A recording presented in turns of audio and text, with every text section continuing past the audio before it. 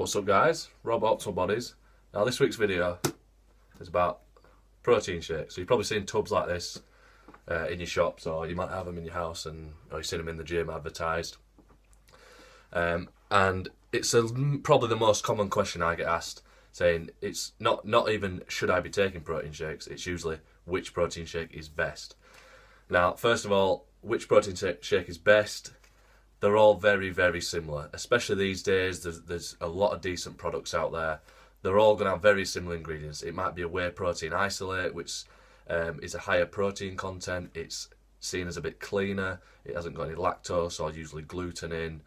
And it's usually low sugar as well. So you're getting high protein. It's sort of just like a clean protein on its own, which is what I'd recommend if you are going to use protein shakes. And we'll get on to reasons if you should or not, or if they're relevant.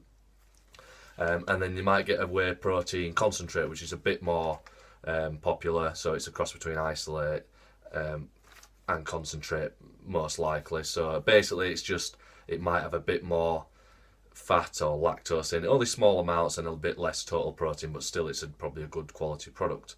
So those are probably the ones you're going to come across, or you might come across something more expensive like a whey protein hydrolysate, which is supposed to be a rapid absorbing. Whether that's necessary or not, we'll go into that in a little bit more detail. But it's more expensive, usually tastes a bit horrible as well, and you don't need to spend that much money. So you've got your concentrate, your hydrolysate. I'd meet in the middle and go for a whey isolate. It's a little bit more than the concentrate, but not as much as the hydrolysate. Basically, it's all minutiae. It's tiny, minute details that aren't really relevant compared to the whole total diet, training, etc.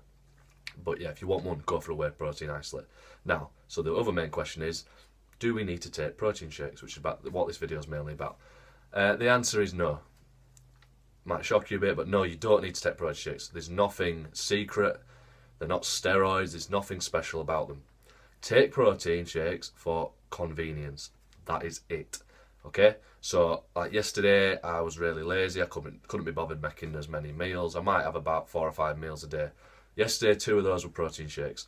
Just because I was being lazy, couldn't be bothered making food, I wanted to get my protein in. That's it. So they're great for convenience.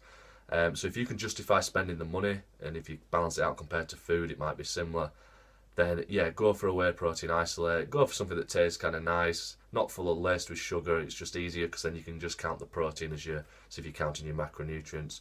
And then I've done a video on sweeteners before. The minute amounts that are in them are really beneficial and good and just make them taste nicer. So I made a few points.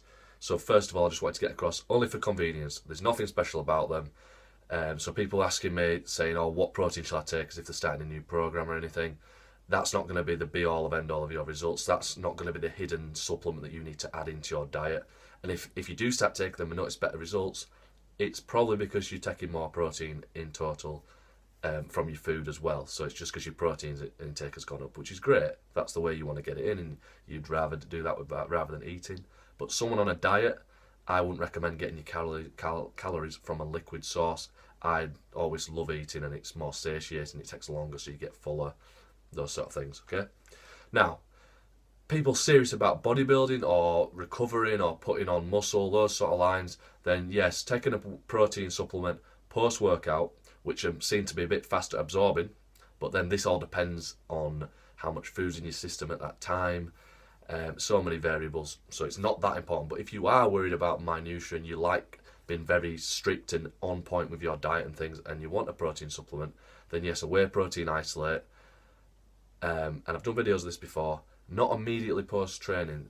Recent studies are showing more benefit waiting up to an hour, about 45 minutes to an hour after you've done resistance training, so you cause muscle damage, tiny, minute, beneficial muscle damage to the muscle tissue. And then you get all these catabolic hormones setting in, things like cortisol, that's got a bad name, but it's shown that the higher cortisol response from training that you get, the bigger gains you get along the line, down the road. So, don't have it immediately. Let the catabolic hormones set in. So it's basically setting the stage for future growth. We won't be in the wild fighting off tigers or whatever might be coming towards you, or trying to be the alpha male causing damage. You might have a wrestling match with someone, or you might be pulling up into a tree to get something out of the tree, perhaps some food. All these things cause tiny bit of damage to your muscle. Now, you're not going to think straight away, oh, quick, I better eat because I've caused damage.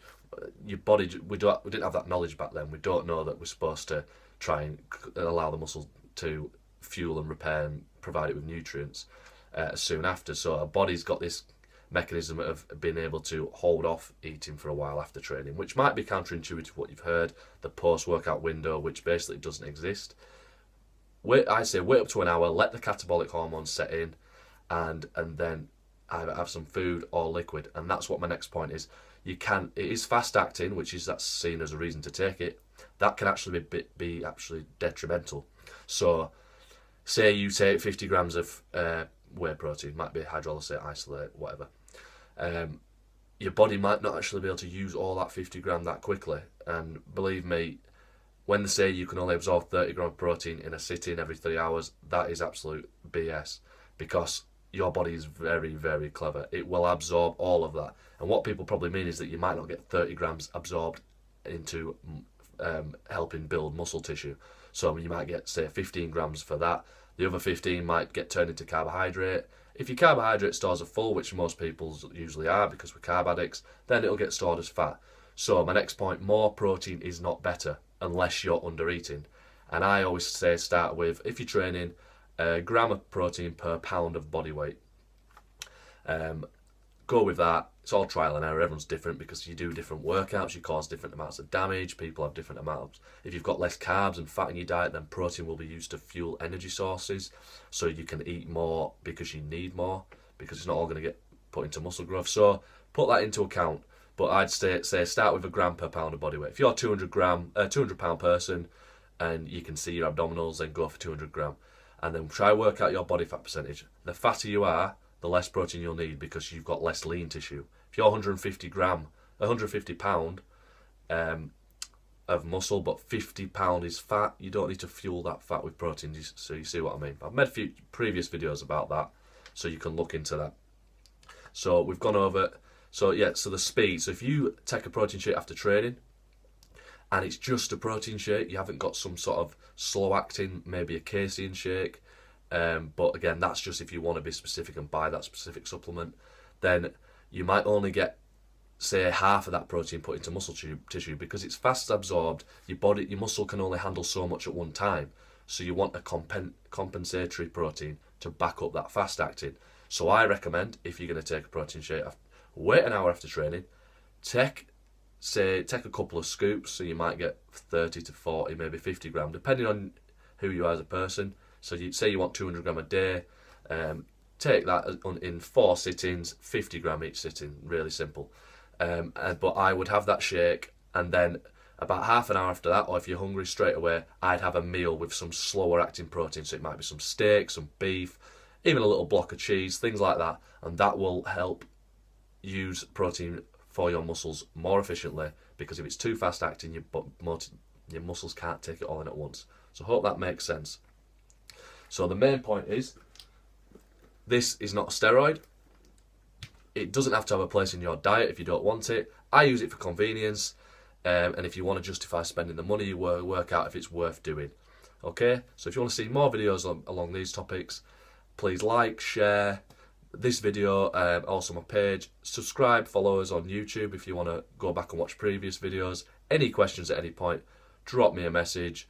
You can find my email or my private Facebook or my Facebook page. And if you've got specific questions that are really long that needs answering, and I think they're a very good topic that other people could benefit from, then I'll make a future video on that and try and address it. So I'll drop us a message if you want. Just keep it personal between us, and we can see what we can offer you. So thanks for listening, guys. Protein for convenience. Cheers.